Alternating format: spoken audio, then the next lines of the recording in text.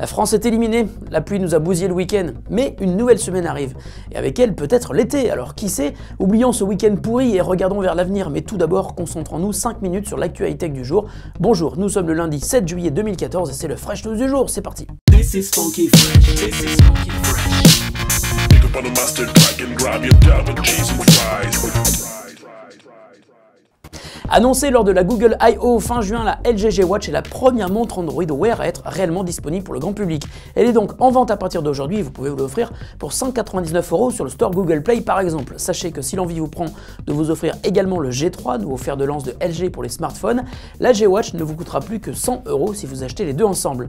La G Watch tourne sous Android Wear, la plateforme destinée aux objets connectés proposée par Google et basée sur Android KitKat. Elle permet de connecter la G Watch et tous les autres modèles du même type à n'importe quel smartphone Android à partir de la version 4.3. Contrairement à la Pebble Watch, la G Watch ne fonctionne donc que sur Android, aucune possibilité de connecter un iPhone. Nous avons testé la G Watch pendant une petite semaine et je dois vous dire qu'il y a du bon et du moins bon. Sur le côté positif, ça concerne la montre elle-même. La construction est métallique, elle est du plus bel effet et reste malgré tout suffisamment légère pour se faire oublier. Pour le côté négatif, l'autonomie est vraiment trop juste et son écran est très dur à lire en extérieur. Ces petits aspects négatifs pourront sans doute être corrigés via des mises à jour logicielles, alors rien de grave pour le moment. Si vous voulez en savoir plus, nous publions aujourd'hui un test complet de la montre et une vidéo dans laquelle vous découvrirez le potentiel de Android Wear dans la vraie vie. L'administration américaine sur la sécurité des transports ne rigole pas, comme toutes les autres administrations américaines d'ailleurs. Mais là, cela pourrait directement vous impacter si vous partez en vacances aux États-Unis cet été. La TSA vient d'annoncer que désormais, les appareils électroniques dont la batterie est à plat ne pourront plus embarquer sur des avions à destination du territoire américain. Cette mesure de sécurité permettrait ainsi de vérifier qu'un smartphone est bien un smartphone et pas un dispositif explosif. C'est une mesure de sécurité qui ne concerne pas tous les vols à destination des États-Unis, mais uniquement ceux en provenance de certains pays. La TSA est pour l'instant restée muette sur les fameux pays en question et il se pourrait que cette mesure ne vise que des vols en provenance de pays considérés comme ennemis des États-Unis. Si vous prévoyez d'embarquer sur un vol vers les États-Unis cet été, ne prenez donc pas de risque de voir votre smartphone, votre tablette, votre Bebop, votre Kobe ou votre PS Vita confisqués par la sécurité de l'aéroport. Chargez-les bien avant de partir. Microsoft est plus fort que Paul Le Poulpe. Depuis le début de la Coupe du Monde de foot, Cortana a en effet réussi à prédire le vainqueur de tous les matchs qui ont été disputés sans exception. Aux États-Unis, l'assistant virtuel de Windows Phone est déjà connu pour prédire le sort des candidats de télé-réalité dans The Voice, Danse avec les stars et American Idol, et ça marche.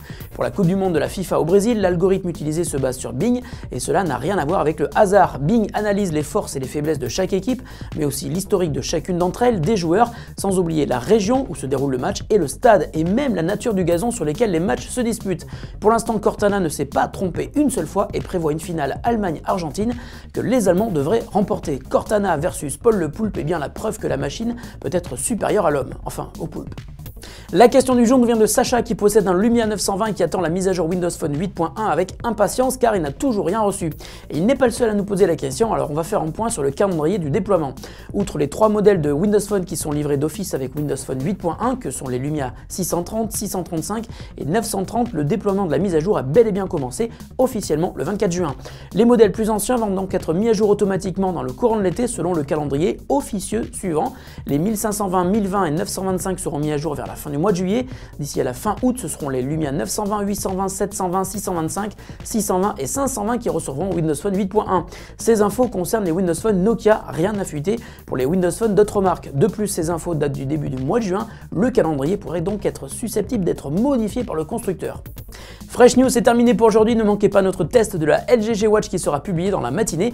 On se retrouve demain pour de nouvelles actus de la planète high-tech. Salut à tous et bonne journée. Ok Google. Ah, il y a déjà plus de batterie.